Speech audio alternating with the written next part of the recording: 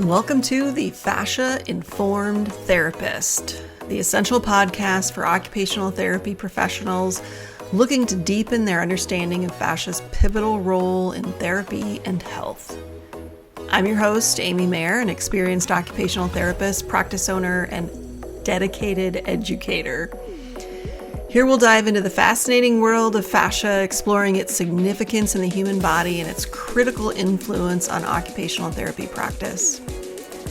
Each episode will bring you cutting-edge insights, expert interviews, and practical strategies to help you confidently integrate the science of fascia into your therapeutic approach. Whether you're a seasoned practitioner or just starting out, our goal is to equip you with high-quality, evidence-based, and fascia-informed continuing education opportunities that will enhance your skills and benefit your clients. So join us as we unravel the complexities of fascia and transform the way you practice occupational therapy. All health and wellness practitioners are welcome. Let's learn, grow, and evolve together. Hi, this is Amy, and this is another edition of the Fascia-Informed Therapist. Today I chose the topic of fascia and blood pressure. And the reason that I chose this topic is because it's something that I wanted to talk about for a while, because there have been some articles that have come out on foam rolling and blood pressure, and it's something that I see like a lot when people get up from the table. They feel very lightheaded. And I remember being told in a class one time that it was your fascia is pulling a lot of fluid back into it. Your brain is very hydrated, so it's pulling fluid from your brain. And I know I've repeated that to clients in the past, but I don't know if that's the mechanism, really. I think it's probably has more to do with blood pressure. And then I finally got off my booty and actually did this, because this last week I went for a checkup appointment with my medical practitioner. And I typically run 120/90 with my blood pressure. And I decided, okay, when she puts that cuff on, here's what I'm going to do. I'm going to really use what I know, and I'm going to soften my whole body as much as I can.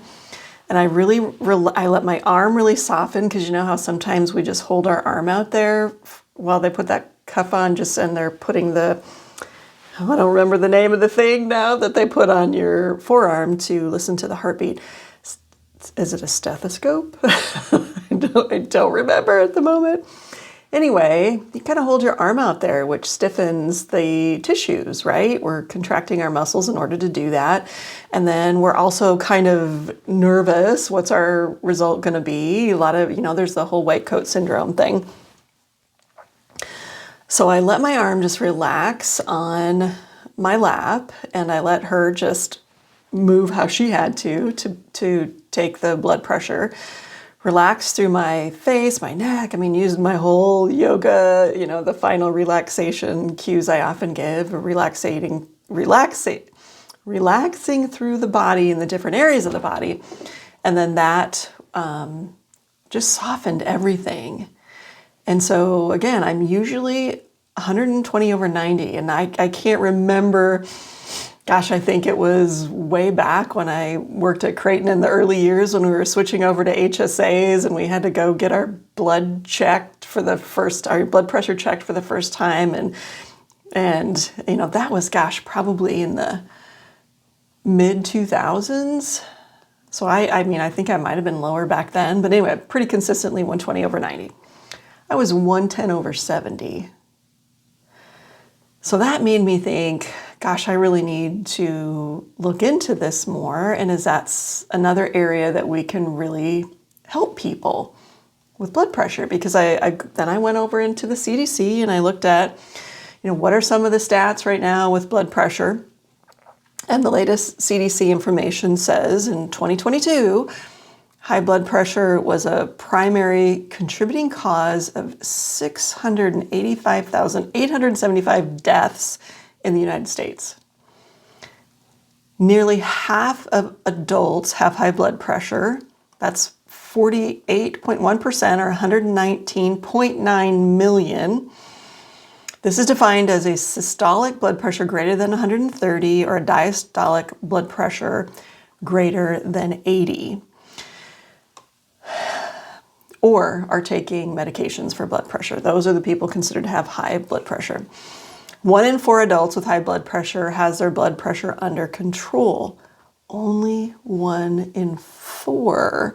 So no wonder, if we go back to that first bullet point of 685,000 plus almost 686,000 deaths per year. Having high blood pressure puts you at risk for heart disease and stroke, which are leading causes of death in the United States. And we already know that a lot of that is caused by lifestyle factors, right? So what else can we offer people to help them that they'll actually do? Because we know that a lot of people aren't, let me rephrase that. It's not easy for people to make big changes in their lifestyle. Just the way that our culture is set up, where, it's often a 2-income job just to keep a household going, especially when you have children. And there's a lot of stress in society, and trying to tell somebody they should make more of their own meals, and we should. It's better for you, but it's definitely something that I have done. I make way more of my own meals than I eat out, but are they still as healthy as I would like them to be? Not necessarily, but I do a pretty good job. Anyway, so let me go back to that. My message is, yes, there's a lot of lifestyle changes that we can offer people to improve their blood pressure, but people aren't going to be perfect. And they might do a little bit of doing the exercise. They might do a little bit of changing their nutrition, but they're not going to be perfect in most cases. So what else can we give them that they'll actually do? And I'm making my topic today self-treatment for blood pressure. What do we know? And what can we offer as practitioners, especially those of us who practice myofascial work, in terms of hands-on or self-treatment? So let's go back to, what is normal blood pressure? So normal is considered 120/80. 120 is the top number is a systolic, and the bottom number is the diastolic. Okay, so it's considered to be elevated when it's 120 to 129/80. If you're in hypertension, there's a stage 1 and there's a stage 2. So stage 1 is considered to be 130 to 139/80 to 89. Stage 2 is anything over 140/90. So there you go. There it is. But, hopefully we can get people down into that normal range. Okay, so I just did a lot of research online, and blood pressure is the force exerted by circulating blood on the walls of the blood vessels. And there's a lot of reasons that this can occur in the body. So an increased blood volume, overactive sympathetic nervous system, which causes a lot of constriction in the body, dysregulation of hormonal systems, increased cardiac output, impaired renal function, endothelial dysfunction. And then there's vascular remodeling. And the mechanism of that is chronic hypertension causes changes in the blood vessel structure, such as thickening of the vessel walls or narrowing of the lumen, which is the interior space. Okay, so I want to pause here for a second. And if we go back to what we know about fascia science, we know, I was just listening to a podcast the other day, and the person being interviewed was still describing fascia as the saran wrap that goes around your muscles. Somebody else who had interviewed me for an article, she said, "Oh, I know fascia is like that white stuff on top of a chicken," and I'm like, sort of, sort of. And I explained to her that the fascia is actually this, it's not a layer, it's a three-dimensional web. And it doesn't just lay across a muscle, it invests itself into the muscle. So it's holding on to it. And if you've heard me talk about this, how John Sharkey in the class I was in described it as it's hard to know when the fascia ends and the other tissue or organ starts, or vessel in these cases. In the case of what we're talking about today, it just sort of morphs into the other tissue, the tissue of the vessel. So how do you decide which is the fascia and which is the vessel, and exactly where does that change? So when the article came back to me and I saw that she had still called it the layer, I corrected that. So we'll see when the article actually comes, whether they accepted my changes, where I was supposed to be able to change the facts, but not the article itself. So anyway, when we think of that, and we think of changes in the blood vessel structure, especially the outside of that structure, how are we have to start thinking about that idea of the fascia being in the environment. And we're going to talk about that a little bit more too. So then we also have another reason, increased vascular resistance. And the mechanism. The resistance is the opposition to blood flow in the blood vessels that can increase due to narrowing and loss of elasticity. So again, when we think about elasticity in a tissue, we have to think about the elasticity of the tissue that surrounds that, which is the fascial tissue. And so that leads me to think about, okay, if you've been inside our science class, and I think I've talked about it maybe on a podcast too, I have a tickle. The TED Talk by Mina Bissell. And the TED Talk is actually titled, this was back in 2012, Experiments that Point to a New Understanding of Cancer. Basically what she wraps that TED Talk up with is, we're not considering the environment of the cells that we're trying to study, because she did a study where she took cells out of mice, they were mammary cells, put them in a petri dish. This is a very short description. Put them in a petri dish. They didn't do what she expected them to do. After a long time of hypothesizing with her team about, well, why isn't this working? They went back and they pulled some of the ground substance and they put that in there or in the petri dish. And then the cells started behaving like they were supposed to. And then the end of her talk was all about, we think we know what there is to know about the body, but we really haven't looked at the environment. And so we've got to start considering that. And I saw that whole idea again, I think it was this last summer. If you're not a member of the Fascia Research Society, I would suggest it. They do awesome webinars, and I listened to a couple webinars. One of them was by a physical therapist. I believe she was here in the United States, and she did a wonderful presentation on pelvic floor. And she practices fascial manipulation, which is the method developed by the Stecos. And she was talking about how when you're looking at bladder dysfunction or any kind of dysfunction in the body, but she was specifically, I believe, talking about bladder. Did not go back and look that up and write it down, but I'm going from memory here. But she really made a huge impression on me, because she was also saying, how can we look at the health of an individual organ and not look at the environment in which it rests, in which it exists. That is profound. That is profound. I hope it's making as much of an impact on you, but I want you to think about that in terms of things that we think about a lot. So we think about muscles, we think about, those of you who practice women's health, we think about, the pelvic floor, the organs which rest in there.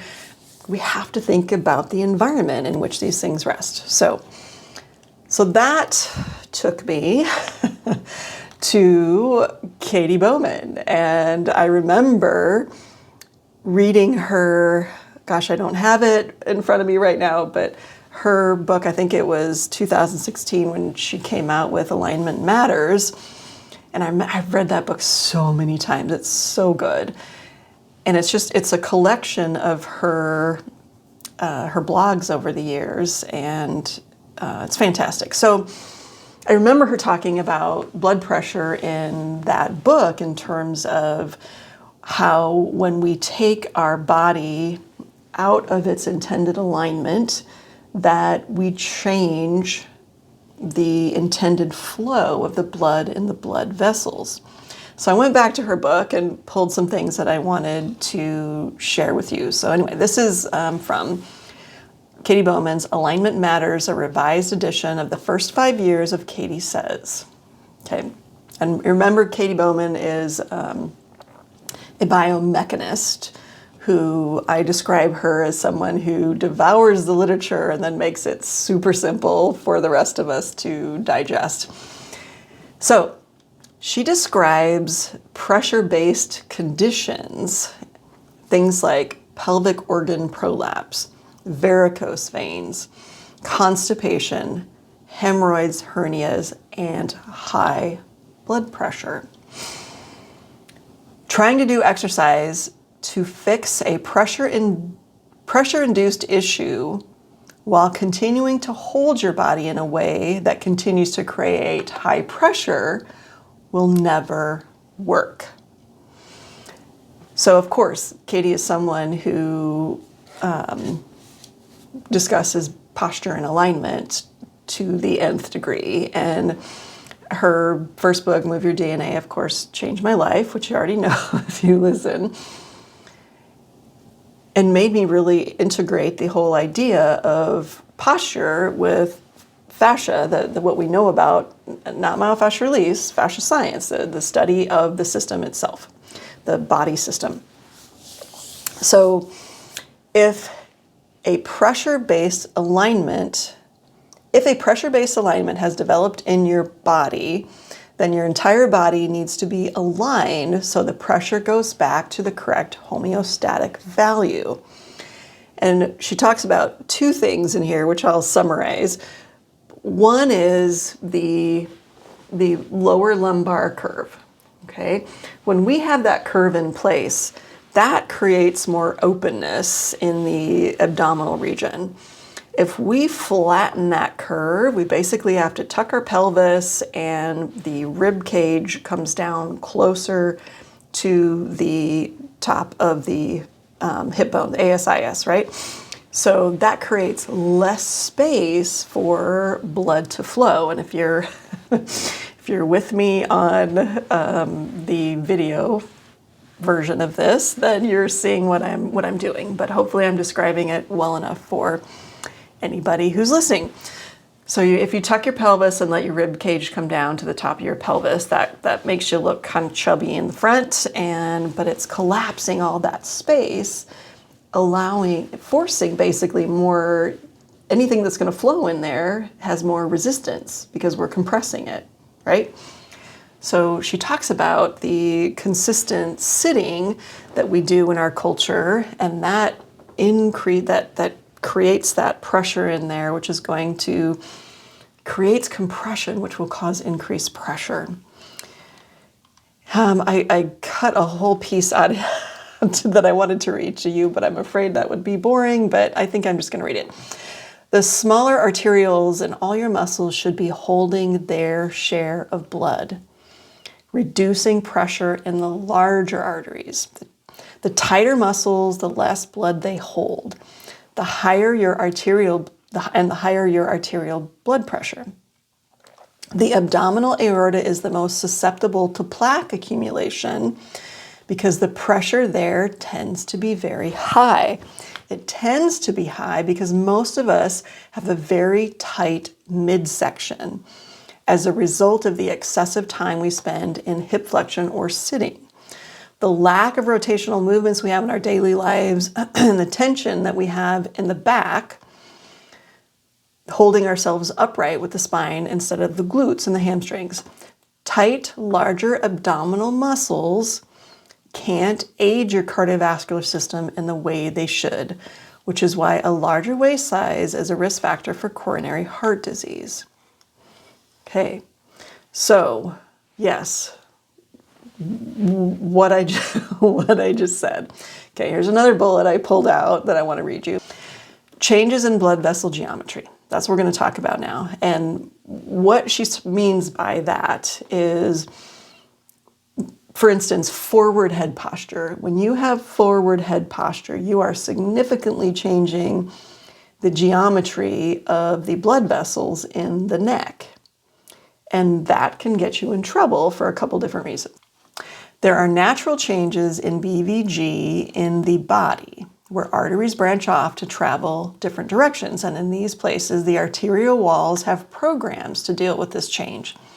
The problem occurs when you change your blood vessel geometry arbitrarily by adapting certain postures. For example, the carotid arteries are oriented in a fairly vertical fashion. But if you suffer from computer head or cyclist head, or I'm anxious to get where I'm going head, I think Katie Bowman's really funny. Then you, my friend, have changes in the physics of the flow in your arteries to non-optimal and increase the wall wounding in these arteries. Okay, so I remember there's another place in the book where she talks about when we sit with our knees bent all the time, the blood has to flow around that curve. Okay, so it's meant to be able to do that, but if it has to do that all the time, then it's going to hit that wall and flow down. So if you imagine the blood coming through the thigh and then hitting the wall of the artery at the knee and then flowing down through the calf in a sitting position, it's flowing around that 90 degree or maybe a little more, a little less. But if it's continually hitting that wall, it's going to cause a buildup there. It's going to cause a stiffening.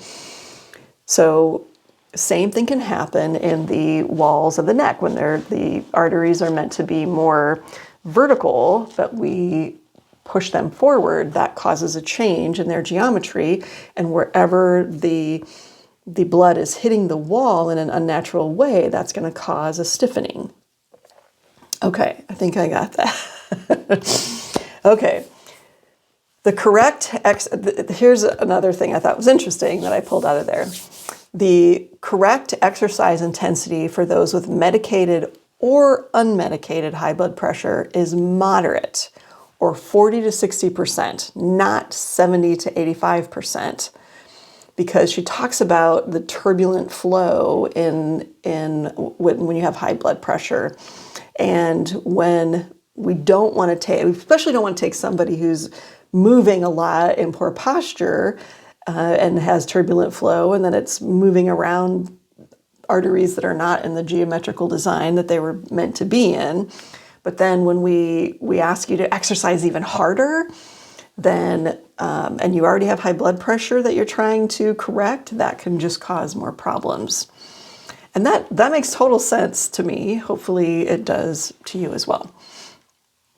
Okay, so that to me is really the case that if we know somebody has high blood pressure, which so many of us do, then we can help them through teaching them better posture. That's the first thing. And we know when you have better posture, you decrease the tension in your fascia because you have to rebuild your fascia in a different way when you practice poor posture. You know, your body gets out of alignment. You need tenser places to hold you upright against gravity. when we're upright against gravity the way that we're designed, then everything can be more relaxed and more open.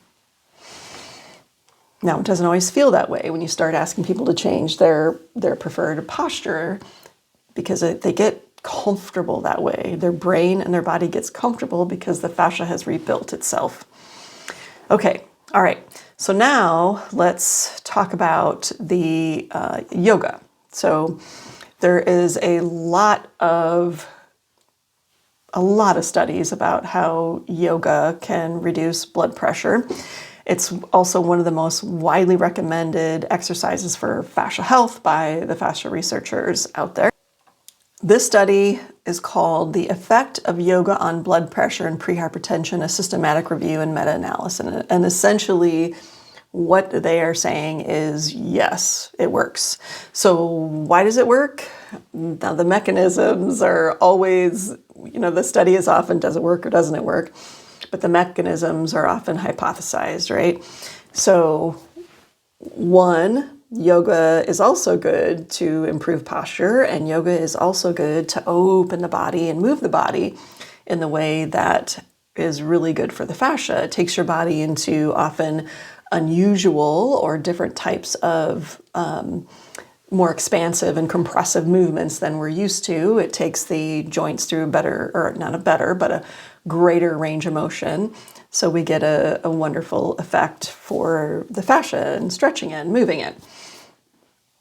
Okay, so we know that yoga is something good and helps the blood pressure, and I would hypothesize that some of the reason for that is the opening of the fascia, taking that pressure off, opening the and relaxing the fascial system. Okay, so now I started to look at what are some of the more focused on the fascia articles out there. And the first one is just under the category of myofascial release. I could not find in this particular article. It didn't say in the abstract. I could not get the full article anywhere. I gotta get with Caitlin and see if she can still access her Creighton library and get this for me. But it's called The Effects of Myofascial Release After High-Intensity Exercise, a Randomized Clinical Trial. Okay, and it's from the Journal of Manipulative and Physiological Therapeutics. This study found that myofascial release, don't know what brand, helps restore heart rate variability and diastolic blood pressure to pre-exercise levels after high-intensity cycling exercise. Participants who received massage recovered more effectively compared to those in a placebo group, whose HRV, or heart rate variability, and diastolic blood pressure remained below baseline. These findings suggest that myofascial release can be an effective recovery method following intense physical activity. And again, do we know exactly what the mechanism is? No, I don't in this particular case, but you have to wonder if the whole intention of myofascial work is to take the pressure off of the fascial system. We are creating a more relaxed environment for blood to flow. The next is another brand of myofascial work called myofascial induction, Andre Pilat, and this is titled Effects of Myofascial Induction Techniques on Physiologic and Psychologic Parameters, a Randomized Controlled Trial. This study found that myofascial induction techniques significantly reduce sustained anxiety, heart rate, and systolic blood pressure in healthy male participants compared to a control group. These physiological and psychological benefits were observed during and up to 20 minutes after therapy.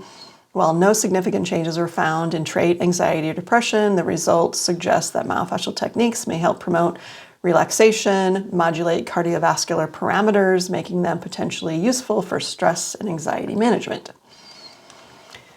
The next is an article that was, it's called Myofascial Release in Patients During Early Postoperative Period After Revascularization of Coronary Arteries. And in this study, they use a technique, they called it the Carroll-Mannheim form of myofascial release. And I feel like I've heard that name, and that's because I of her book, but it's a little bit of an older book, and it is 2008.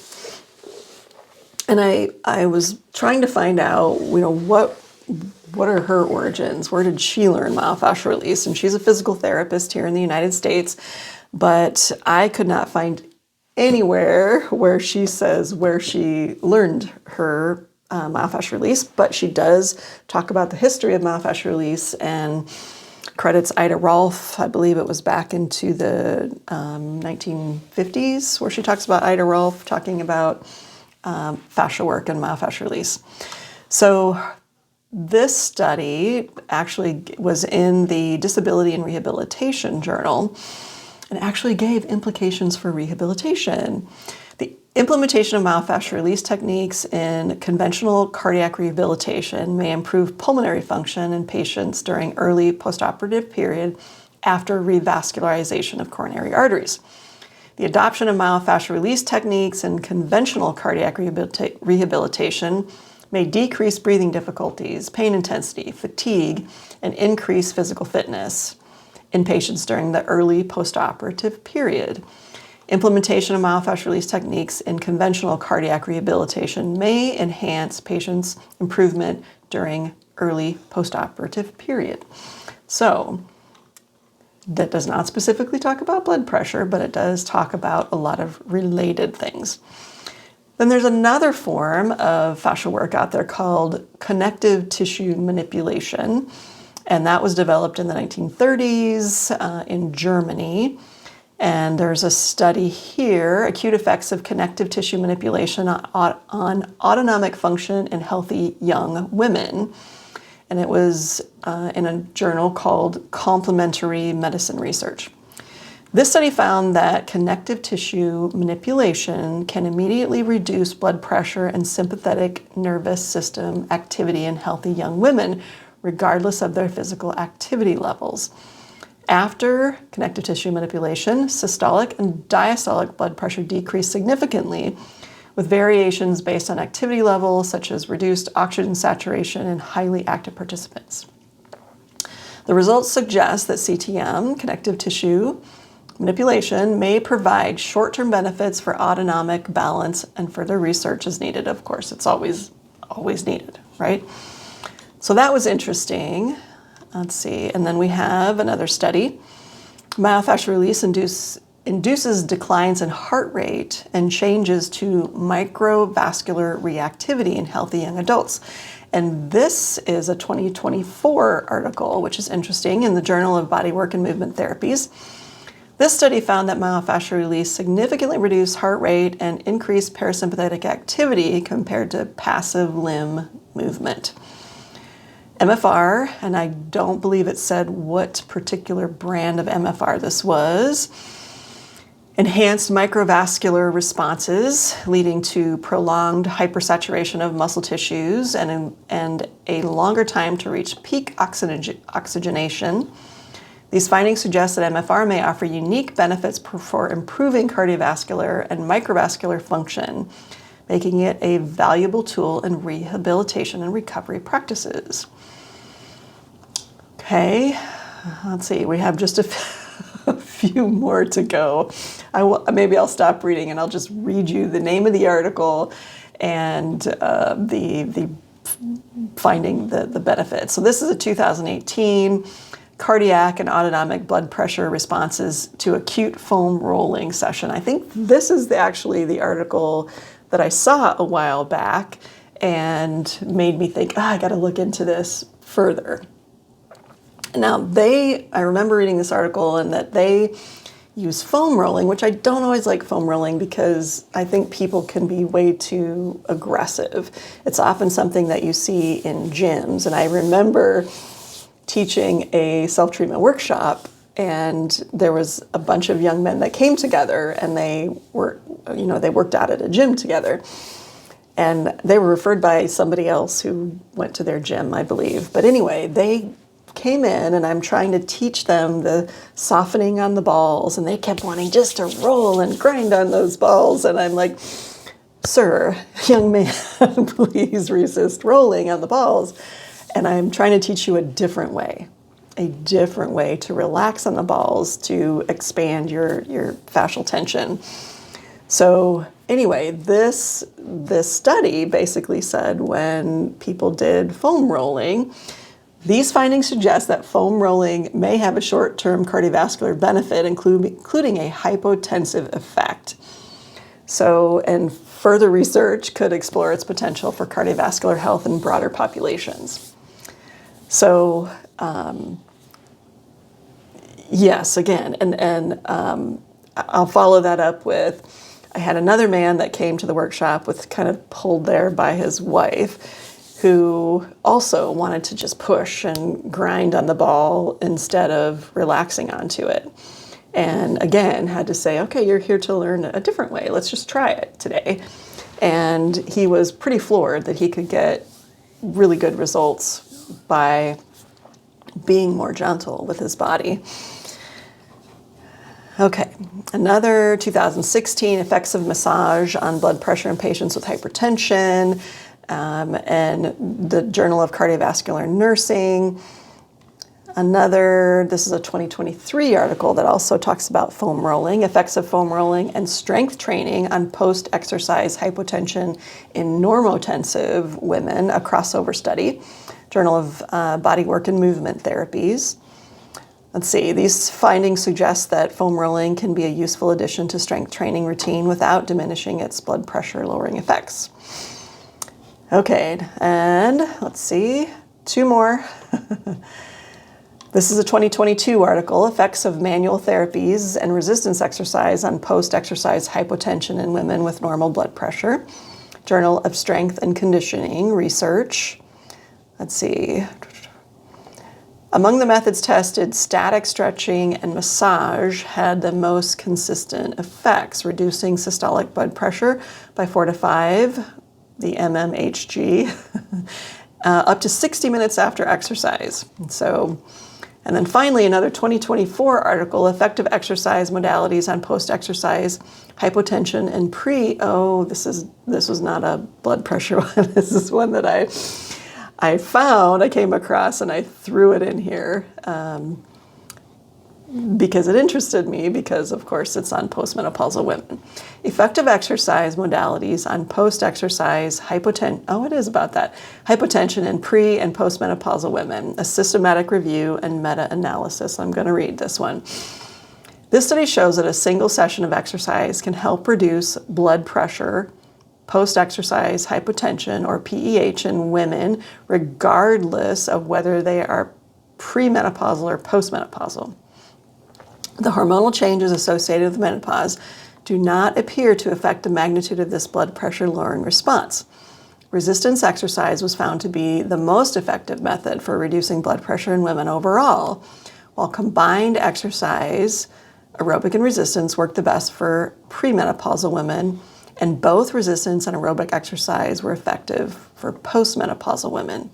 These findings suggest that resistance exercise is a key tool for managing blood pressure in women across different life stages.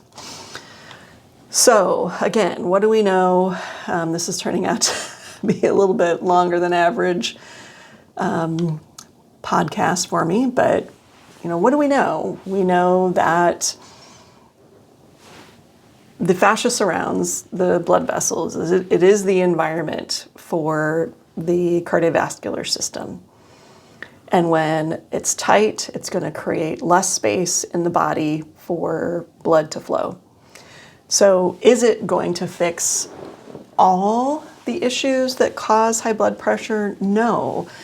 But something I talk about a lot in the science class and in a lot of the other classes that I have online and that I teach in person is that when we know these things, it's kind of like, eating better or managing your stress. It's if we can create a better baseline in our body, and part of that better baseline is a healthy fascial system, and if it's low-hanging fruit by improving your posture, it doesn't cost anything, doing self-treatment, you learn it once, and then you can do it yourself at home.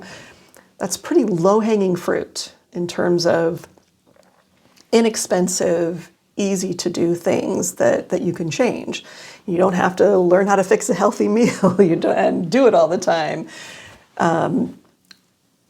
So we know if we can change those things and create a healthier fascial system, we have the potential to help create a better baseline, so maybe the medication works better. And if I do have somebody with high blood pressure, I tell them that we can be opening things up and changing the pressures, so please keep an eye on your blood pressure if you continue to work on yourself or come and get worked on. So creating a better baseline can help everything else work better. And if it's also non-medication, it's non-invasive. So if we can use this to help improve outcomes and reduce problems like heart disease and stroke, then my goodness, why wouldn't we? So thank you so much for listening or watching. I really appreciate everybody who sticks around. Thank you so much. Thank you for tuning in to the Fascia-Informed Therapist. It's been a pleasure sharing insights and strategies to help you integrate fascia science into your practice. I'm Amy Mayer, and I hope today's episode has inspired you to explore further and take your therapeutic skills to the next level. Remember, we're committed to creating and providing top-notch, evidence-based, fascia-informed continuing education that empowers you as an occupational therapy practitioner. Stay connected with us for more enriching content, and don't forget to check out our online courses to deepen your expertise. Until next time, keep expanding your knowledge, refining your skills, and confidently applying the science of fascia to your practice. Here's to advancing together in health and wellness.